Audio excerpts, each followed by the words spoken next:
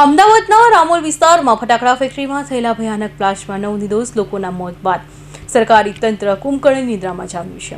અમદાવાદના police commissioner Shri ગહલત ઘટનાને લઈ પ્રેસ કોન્ફરન્સ કરી હતી।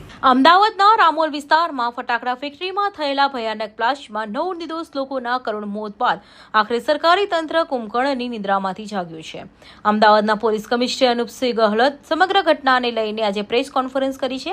તેમણે જણાવ્યું હતું કે આ ઘટનામાં શેડમાં પહેલા આગ લાગી હતી અને બાદમાં બ્લાસ્ટ થયો હતો। આ ઘટનાની ફેક્ટરીનો મુખ્ય સંચાલક આરોપી મેહુલ ડોડિયા ઝડપાઈ ગયો છે। ક્રાઇમ બ્રાન્ચે સાબરમતી વિસ્તારમાંથી તેને ઝડપી પાડ્યો છે। Ahmedabad police commissioner Anupsinh Gahlaut press કોન્ફરન્સમાં કહ્યું હતું કે છેલ્લા 20 થી 25 દિવસથી મેહુલ ડોડિયા આ ફટાકડાની ફેક્ટરી ચલાવતો હતો। તેનું સંચાલન તેની માતા રમીલાબેન કરતા હતા। તેઓ ઓર્ડર પ્રમાણે ફટાકડા બનાવતા હતા। ગણેશ વિસર્જન માટે ઓર્ડર મળતા ફટાકડા બનાવતા હતા। પોલીસ મેહુલને પકડવા માટે 15 ટીમો બનાવી હતી। આ જગ્યા પર 2014માં રમીલાબેન ફેક્ટરી ચલાવતા હતા। એક વ્યક્તિનું મોત થયું હતું। ફટાકડાની ફેક્ટરીમાં શાદિક મેહુલનો પાર્ટનર હતો। અરવિંદ નામના સ્થાનિક વ્યક્તિએ એવો પણ ખુલાસો કર્યો હતો કે મેહુલ કામદારોને મન ફાવે ત્યારે પગાર આપતો હતો। તે માથાભારે છે અને તેનું વ્યક્તિત્વ પણ સારું નથી।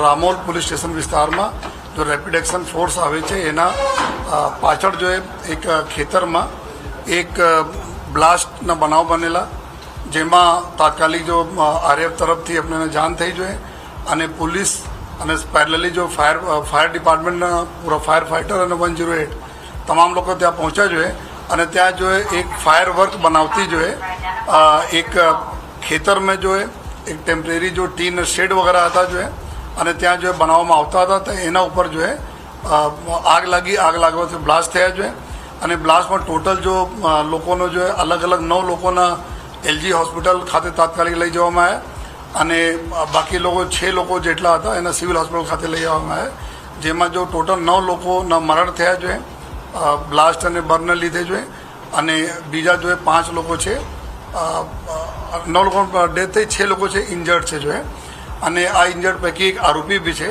સમગ્ર બનાવ મને વિગત એવું છે જો કે ત્યાં જો એક મેહુલ ડોડિયા કરીને એક વ્યક્તિ છે જે ત્યાં જો ફટાકડા બનાવવાનું જો ક્રેકર્સ બનાવવાની જો એક નાનું જો કારખાનું ચલાવતા હતા અને પછી જો એના મધર હતી જો રમીલાબેન કરીને, રમીલાબેન ડોડિયા, આ જો રમીલાબેન ત્યાં સંચાલન કરતી હતી જો અને એના એક પાર્ટનર છે સાદિક સૈયદ। આ 3 લોકોના આ ભાગીદારીમાં ચાલતા હતા જો આ 4/3/2026નો રોજ એના જો બંધ કરાવી દેવામાં આવેલા હતા જો અને આ સદંતર બંધ હતા જો અવારનવાર ચેક કરવામાં આવતા હતા, લેકિન છેલ્લા કરીબ 20-25 દિવસથી આ ગેરકાયદેસર રીતે જ્યારે આપણા રથયાત્રા બધા પોલીસ બિઝી હતી એના લાભ લઈને જો આ ગેરકાયદેસર રીતે જો આપણા દાહોદ જિલ્લામાંથી અલગ અલગ જગ્યાઓથી આપણા ત્યાં લેબર લઈ આવ્યા છે। લેબર લઈ આવ્યા પછી જો એના બનાવતા હતા અને બનાવવાના જો પર્પઝ હતા કે આવનાર જો શ્રી ગણેશ ભગવાનના જ્યારે વિસર્જનના પ્રક્રિયા થવાની છે ત્યારે એના દારૂખાનામાં એના જો અમુક જગ્યાઓથી ઓર્ડર મળેલા હતા જો આ ઓર્ડર પ્રમાણે આ લોકો જો ત્યાં બનાવતા હતા અને એનામાં આ બ્લાસ્ટ થયા અને ટોટલ જેટલા બી લોકો ડેથ થયા રાતોરાત એના બધા ડૉક્ટરો સાથે જો લાયસન્સ કરીને જો એના સારવાર અને જેના જો દુઃખદ અવસાન થયા જોઈએ એના જો પીએમને પ્રક્રિયા કરીને જોઈએ પૂરી એના વતન જોઈએ ડેડ બોડીઝ જો એના સગા સંબંધી પાસે પોલીસના સાથે જોઈએ અને મોકલી આપવામાં આવેલા જોઈએ। એના 9 બોડી જેટલી હતી આમાં જો સંજેલી એરિયા છે જો દાહોદના ત્યાંના મેક્સિમમ લોકો હતા જો કપડવંજના એક હતા, ઉમરેઠના એક હતા જો અને એક અહીંયા રામોલના હતા જો અને બાકી જો ઇન્જર્ડ થયેલા છે જો ઇન્જર્ડ અત્યારે સિવિલ હોસ્પિટલમાં એડમિટ છે।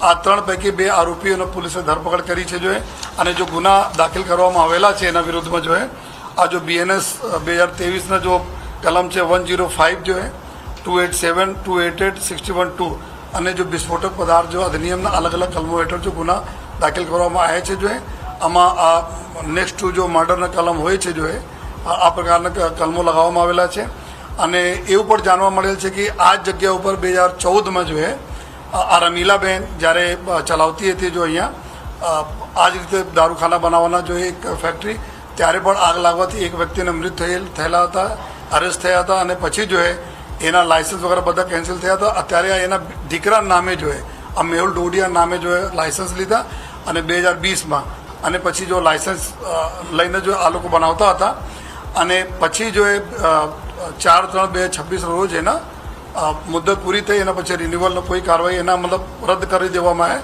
કે કોઈ પ્રકારના જો ફર્ધર જો એના એક્સટેન્શન આપવામાં આવેલ નહીં હતા જો અને છતાં જો આ ગેરકાયદેસર રીતે બનાવતા હતા જેના દુઃખદ બનાવ બનેલા છે. અને જો ત્રીજા આરોપી છે મેહુલ ડોડિયા એના પાછળ કુલ 15 જેટલી ક્રાઇમ બ્રાન્ચના ટીમો અને ઝોન 8 અને સેક્ટર 2 એની અલગ અલગ જો ટીમો કામ કરી રહી છે અને આ આરોપીને જલ્દી ટૂંક સમયમાં અમે લોકો ધરપકડ કરી લઈ છે.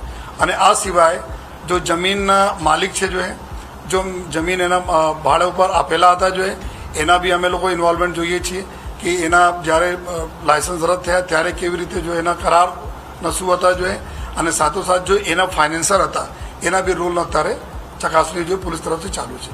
પોલીસ કમિશનરે ઉમેર્યું હતું કે આ ફટાકડાની ફેક્ટરી માટે રમીલાબેન તેમના દીકરા મેહુલના નામે લાયસન્સ લીધું હતું અને 4 માર્ચે પૂર્ણ થયું હોવા છતાં તેને રિન્યૂ કર્યું ન હતું. હાલમાં જમીન માલિક અને ફાઇનાન્સના કરનારની સંડોવણી અંગે પણ તપાસ કરવામાં આવી રહી છે. મેહુલ અને તેની માતા બનાવ સમયે હાજર હતા. રામોલામાં ફટાકડાની ફૂલ 13 ફેક્ટરી હતી જેમાં 12 ફેક્ટરીમાં લાયસન્સ રિન્યૂ નહીં કરી બંધ કરી દેવાઈ હતી. અહીં મોટાભાગના શ્રમિકો દાહોદ સંજેલીના હોવાની વિગતો પણ પોલીસને પ્રાપ્ત થઈ છે. કૌશિક પટેલનો report, Hind TV news, Surat.